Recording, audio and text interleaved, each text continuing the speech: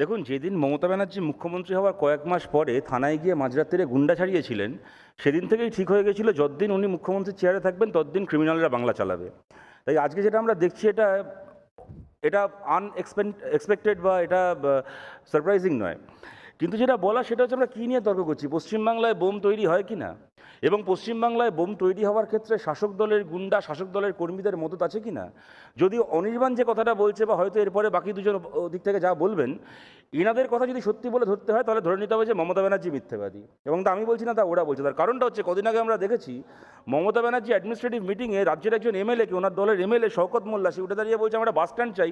বলে তোকে bus stand দিয়ে কী হবে রে? তুই তো সারাদিন বোম বানাস।